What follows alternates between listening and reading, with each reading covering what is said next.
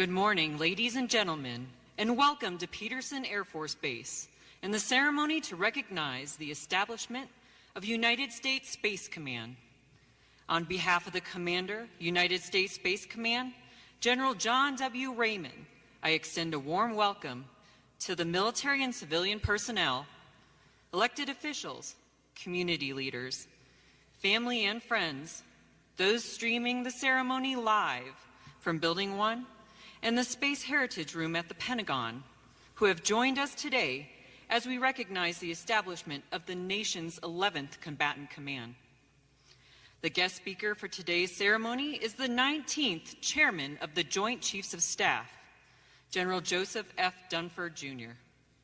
I am Lieutenant Colonel Mary Murphy, and I will be your Master of Ceremony for today's event.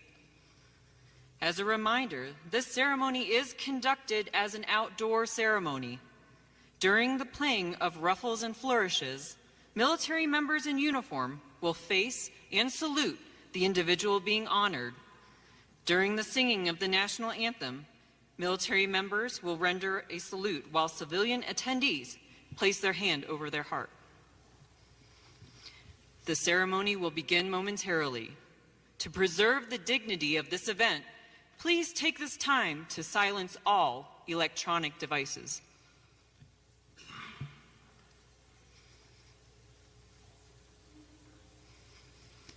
Please stand for the arrival of the official party and remain standing for the playing of ruffles and flourishes, presentation of colors, the singing of the national anthem followed by the invocation. Honors have been deferred to the Commander, United States Space Command.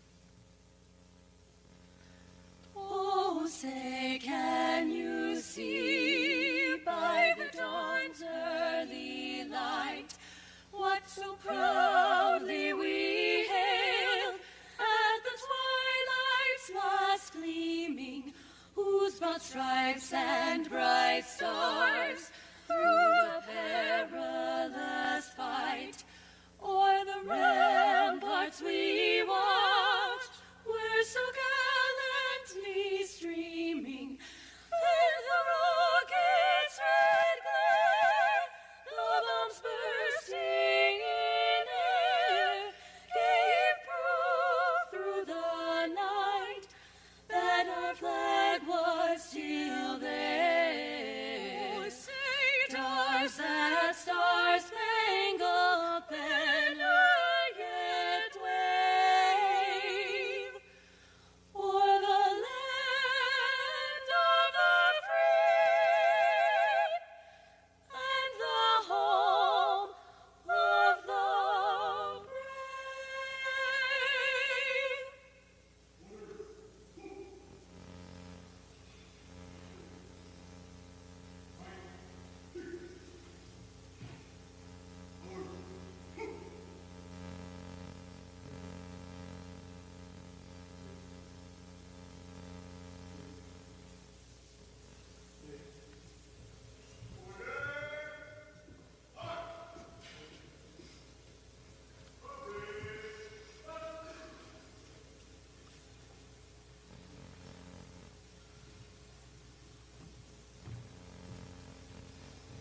Good morning. I invite you to join me for a prayer today.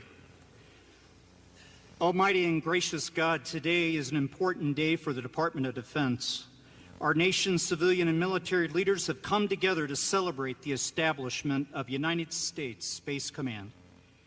This is a new opportunity for collaboration and synergy with our strategic partners, joint warfighters, our allies, and commercial partners, all efforts focused on the mandate to compete, deter, and win in the space domain.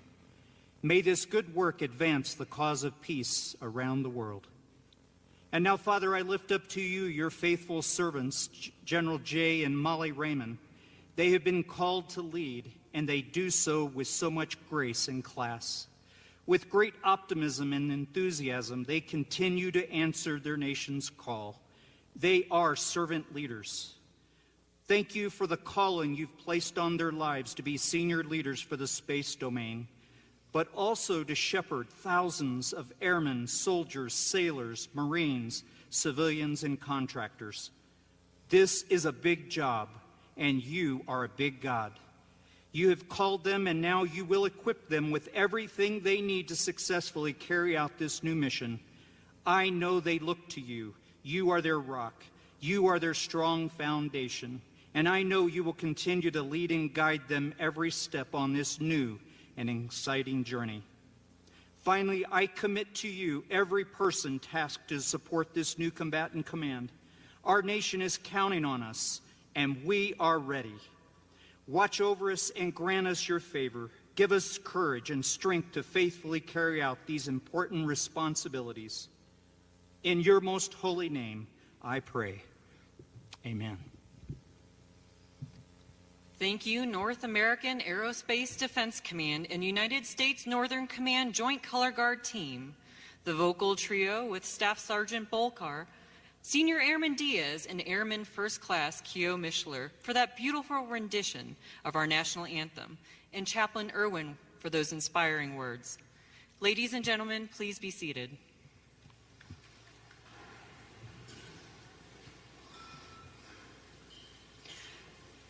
We are fortunate to have a number of distinguished and special guests with us today. Please hold your applause until each group has been recognized. The spouse of the Commander, United States Space Command and Air Force Space Command, Mrs. Molly Raymond. The Command Senior Enlisted Leader, United States Space Command and Air Force Space Command, Chief Master Sergeant Roger Toberman, and his wife, Miss Rachel Rutch. General Raymond's brother-in-law, Mr. Joe Gary. General Raymond's niece, Mrs. Jennifer Peterson, and her husband, Kyle. Raymond family friend and mentor, Lieutenant General retired Burton Field.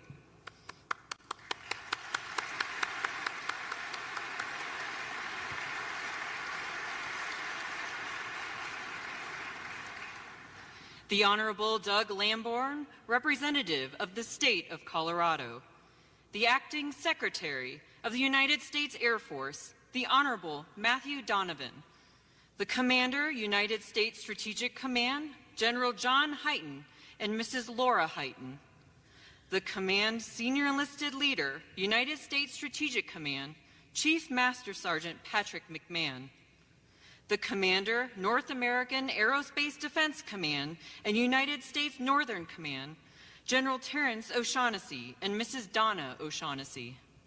The Command Senior Enlisted Leader, North American Aerospace Defense Command and United States Northern Command, Sergeant Major Paul McKenna and Mrs. Michelle McKenna. The Lieutenant Governor of the State of Colorado, the Honorable Miss Diane Primavera. The Mayor, City of Colorado Springs, the Honorable John Suthers and Mrs. Janet Suthers. Former United States Space Command Commander, General Howell Estes, United States Air Force retired. Former United States Special Operations Command Commander, General Charles Holland, United States Air Force retired. Former Air Force Space Command Commander, General Lance Lord, United States Air Force retired. Former Air Education Training Command Commander, General Stephen Lorenz, United States Air Force retired.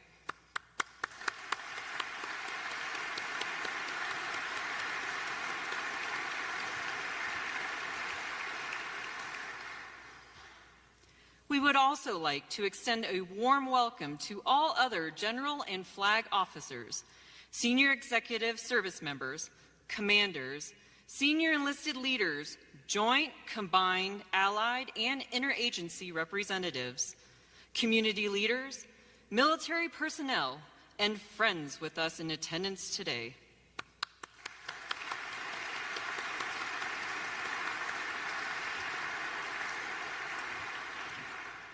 United States Space Command is our nation's 11th and newest unified combatant command, but its establishment is not without precedence. We are building today's command on the foundation of the extraordinary work of those in the first United States Space Command. 34 years ago, General Robert Harries established an accepted command of the first space-focused combatant command. Those warriors perfected space contributions to United States warfighting capabilities throughout the remainder of the Cold War. In Operations Desert Shield and Desert Storm, largely considered the first space war, and beyond. In 2002, we disestablished the command, rolling its functions into the larger responsibility of United States Strategic Command. Despite that change, space contributions to combat effectiveness continued to expand. Our adversaries took note and began posturing to negate our advantages. Today, space is a contested warfighting domain. We must prepare to protect and defend our interests there. Accordingly, our national leadership directed the establishment of the United States Space Command as a geographic combatant command with a mission to deter aggression, and should deterrence fail, to fight and win in order to preserve U.S. and allied interests in space. In a national-level ceremony on 29 August in Washington, D.C., President Donald J. Trump directed the Secretary of Defense, Mark T. Esper, to sign the establishment document. Immediately following the signing ceremony, the United States Space Command flag was unfurled. Today, we celebrate the establishment of the command and honor the warfighting men and women of the United States Space Command. In keeping with tradition, the flag was entrusted to the command senior enlisted leader, Chief Master Sergeant Roger Toberman, symbolically expressing the special trust and responsibility afforded to the command's enlisted members. The flag is emblazoned with the U.S. Space Command seal, which is designed with the bald eagle, a traditional symbol of American strength and vigilance. The eagle carries an olive branch in its right talon, symbolizing the worldwide goal of peaceful operations in space. In its left talon is a cluster of 13 arrows, indicative of strength and power to protect our citizens and allies.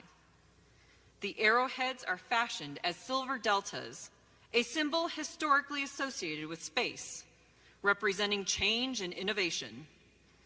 Overlaying the blue globe with silver land masses are two white elliptical orbits, representing the unity of U.S. Space Command with our warfighting partners. The orbits intersect over the United States, the terrestrial heart of the command. The silver and white Polaris signifies our constant presence and vigilance in space.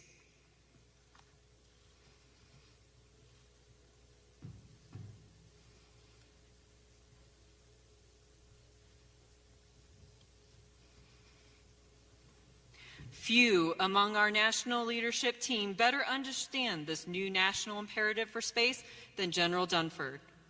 We are lucky to have had his leadership in shepherding the establishment of the new United States Space Command.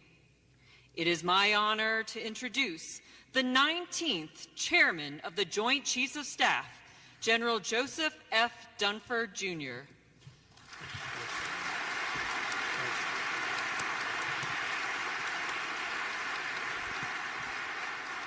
Good morning, ladies and gentlemen, elected officials, Secretary Donovan, distinguished guests, senior military leaders, and most of all to the men and women of the United States Space Command. It's an honor to be with you here today. And General Raymond, I'm proud to be here with you and your leadership team. we're fortunate to have the right leaders at the right time for this critical task. And to Molly Raymond and all the Space Command family members that are here, thank you for your continued service and sacrifice. I see a number of allies in the crowd who have traveled great distances, had a chance to meet some of them in the reception, and I think it's appropriate. I just ask for the representatives of our allied nations to please stand up and be recognized.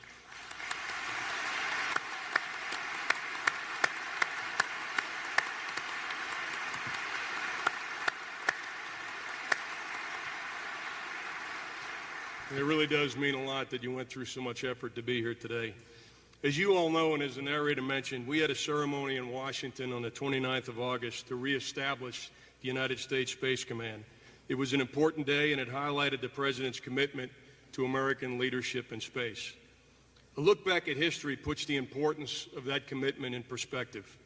In the early days of the Cold War, another period of great power competition, the Soviet Union launched Sputnik and put the first man in orbit.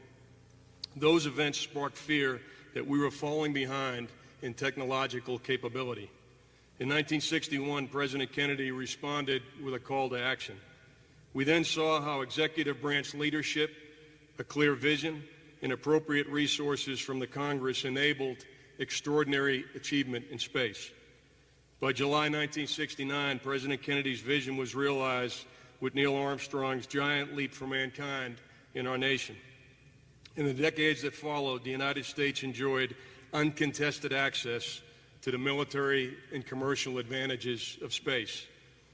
In my view, it's not an overstatement to say that we're at another Sputnik moment, and you could argue that the stakes are much higher than they were in the late 1950s and early 1960s.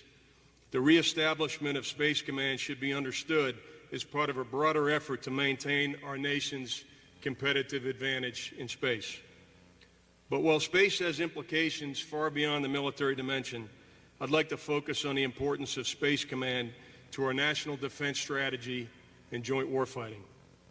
The enduring mission of the Defense Department is to provide combat-credible military forces to deter war, protect the nation, and respond if deterrence fails.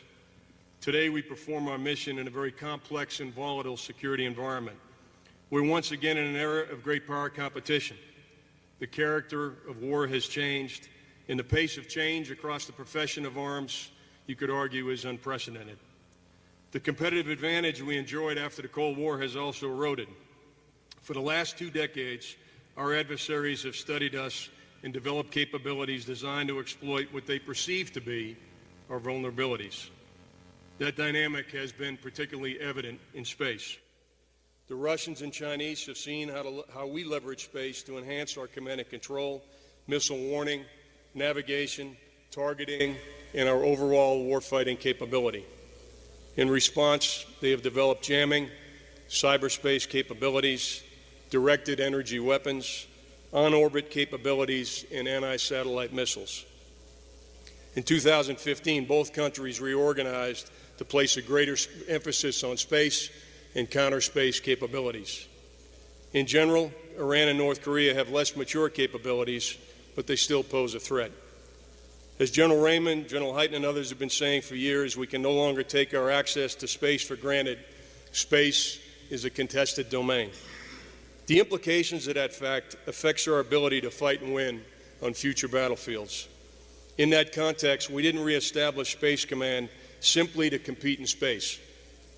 We formed this command as a foundational element of more effective joint warfighting. Those of you in this room have delivered the space capabilities we need in recent years, and no one has done it better. No one has done it better. But this is about taking it to the next level. Once again, the men and women of Space Command, with a singular focus on one of 5 warfighting domains, will integrate the joint and allied capabilities we need to defend our interests in space, to fight, and to win. I learned early in my career the value of seizing the high ground in a fight. Space Command will seize and hold the high ground. More importantly, in accomplishing that critical task, the United States Space Command will ensure that our soldiers, airmen, sailors, and Marines will never find themselves in a fair fight. And as I look around the room, I'm filled with confidence that we have the right leaders and the right team at the right time. With that, I'm going to perform my most important responsibility this morning, introducing the Commander of the United States Space Command, General J. Raymond. Ladies and gentlemen, General Raymond.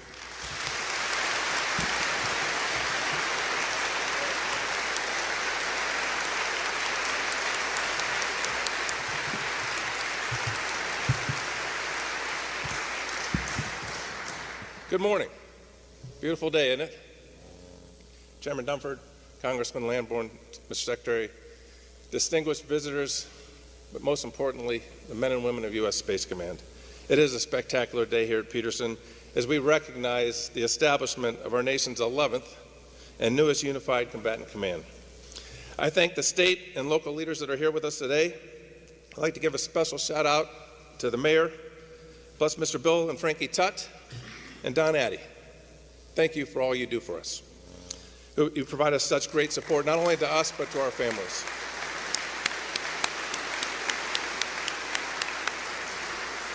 I'd also like to take a moment to recognize my wife, Molly. When the Senate confirmed me for this position, the command won the lottery, and it wasn't because of me. It's because of Molly. And Molly has worked tirelessly to take care of not only our family, but our military family. And so, Molly, thank you very much.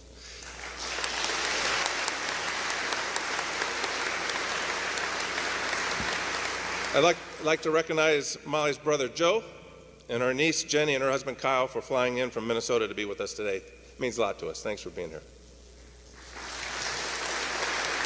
And Chairman Dunford, by presiding over today's ceremony, you honor this command. We can't thank you enough. It means a lot to our space warfighters that you are here, and on behalf of everyone in attendance today, thank you for your leadership of the Joint Force over these past 4 years, and for your 42 years of service to our nation. Thank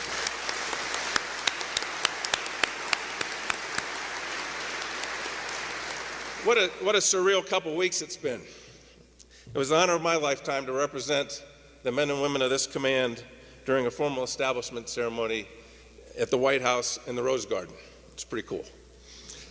President Trump presided over that ceremony along with Vice President Pence and Secretary of Defense Esper. In his remarks, the President stated, and I quote, "As the newest combatant command, SPACECOM will defend America's vital interest in space, the next warfighting domain. The establishment of the 11th Combatant Command is a landmark moment." He paused. He said, "No, this is a landmark day." End quote. It was truly a landmark day, and I thank the President, the Vice President, Secretary of Defense for establishing this new command and for the honor of being its first commander. The command's inception couldn't be more timely. We find ourselves at a strategic inflection point where there's nothing that we do as a joint force that isn't enabled by space, and yet simultaneously we can no longer have the luxury of assuming space superiority. We are the best in the world at space. And last Thursday, with the establishment of U.S. Space Command, we're even better, because now we have a command with a singular focus on space superiority. Many in this hangar remember the original U.S. Space Command, right here at Peterson Air Force Base from 1985 to 2002. I was honored to serve in that command as a young major for a short period of time. And I know there are others that are here that have proudly served in that command as well. General McMahon, thank you, sir, for being here. And we're very honored to have with us General Hal Estes, former commander of U.S. Space Command. Sir, thank you, and thank you for your continued leadership and mentorship. When the Cold War ended and the threat to space diminished, we stood down the command and established U.S. NORTHCOM, focused on protecting our homeland in response to the 9/11 terrorist attacks. As a country, we are extremely lucky to have General O'Shaughnessy and Donna leading this critical command. And personally, Molly and I are lucky to call them neighbors and friends. Thanks for being here. In 2002, when the command deactivated, the responsibility for space transitioned to United States Strategic Command. And for the past 17 years, STRATCOM was the steward of this warfighting domain. We've been lucky to have commanders such as General Chili Chilton, General Bob Kaler, Admiral Cecil Haney, and General John Hyten. General Hyten and his wife Laura are with us today. General Hyten is among the finest officers that I've ever had the privilege to serve with, even though you couldn't get into Clemson. I had to throw that in there. Sir, it's been a great privilege to serve with you. and under your command. I would ask you a favor. If you would please pass along our sincere gratitude to the men and women of United States Strategic Command who have worked so tirelessly to advance the space mission and get us to this historic point. I also want to thank you in advance for your continued support, because we're going to rely on U.S. Strategic Command as we get our warfighting legs underneath us. In 1985, in his speech at the establishment of the original U.S. Space Command, General Harries stated, "As we give birth to this new command today, one cannot help but reflect upon how much the world has changed within a short span of years, and to wonder also what kinds of change must lie ahead in the years to come. Those of us who will serve in this new command are well aware that those changes are likely to have significant impact upon our nation's security needs. And that change will bring difficult challenges before us. So the mantle of responsibility that has been passed is heavy indeed. This command will have much to do with the preservation of our nation's capability to preserve peace, assure our freedoms, and guarantee the sovereignty of the United States for future generations. So today, we build on the legacy of this original United States Space Command. But this is a different command built for a different time, built to compete, deter, and win in an extremely complex and quickly evolving strategic environment. The new U.S. Space Command's missions involve 4 distinct areas of focus. First, we will deter aggression and conflict from beginning or extending into space. We will strengthen our deterrence through the provision of space warfighting options that preserve U.S. and allied competitive advantages and promote security and stability. Let me be very clear.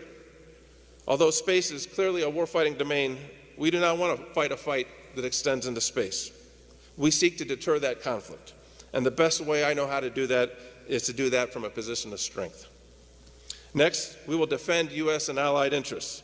To meet the demands of the National Defense Strategy, the new U.S. Space Command mission has a much sharper focus on offensive and defensive operations. Towards that end, we've established a Joint Task Force for Space Defense, a first. And that's under the command of Brigadier General Tom James. If deterrence were to fail in coordination with our joint force, interagency, allied, and commercial partners, we will lead the protection and defense of those critical capabilities that fuel both our way of life and our way of war. Third, we will deliver space combat power to our joint and combined force. Foundational to executing this effectively, we have designed U.S. Space Command to embed and build stronger partnerships with our unified combatant command partners and allies from the onset. Last week, we established a Combined Force Space Component Command, another first, under Major General Stephen Whiting's leadership. This command will work seamlessly with our allies to ensure our warfighters have the space capabilities that they've become accustomed to have over the years. And finally, we will develop ready and lethal space forces. A warrior ethos is a combat enabler. We will take our existing space warfighting culture, established with the original United States Space Command, honed in the Cold War, and hardened in the many conflicts since, and adapt it to today's strategic environment. We will further embed that warfighting culture among our greatest resource, our people, with a singular focus on space as a supporting and a supported combat capability. I couldn't be more proud of the team. We need to recognize the fact that by establishing this command, we have reached a significant milestone. However, we have a big task ahead. We must move fast, and we must be bold in fielding space warfighting capabilities in order to execute our assigned missions. For the men and women that are standing in formation and for those in this command, you are the foundation of our great strength. You have my complete trust and confidence, and I couldn't be more proud to serve at your side. You are the source of U.S. Space Command's combat power, and I know that together we will answer the call of our new national imperative for space. Now it's time to get to work. Thanks a lot.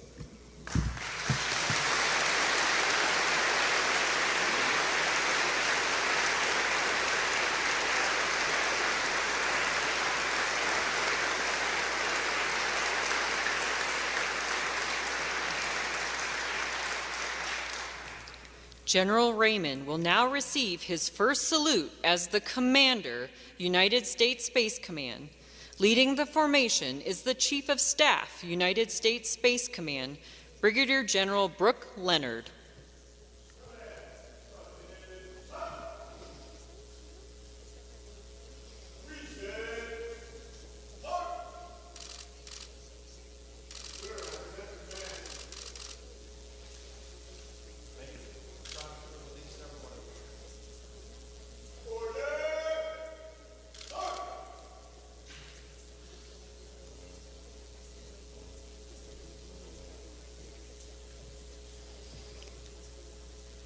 Before we end today's ceremony, we would like to say a special thank you to the 1st Space Brigade and the 21st Space Wing for showcasing your space warfighting displays.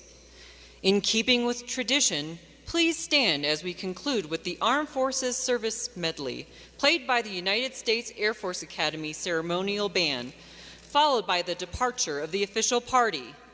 Please remain in place until after the official party has departed the hangar and an usher has dismissed your row. General and Mrs. Raymond request the pleasure of your company in the main ballroom of the club for a reception in celebration of United States Space Command. Buses will depart following the ceremony to shuttle all personnel to the club or to Building 1. On behalf of the United States Space Command, thank you for attending and have a great day.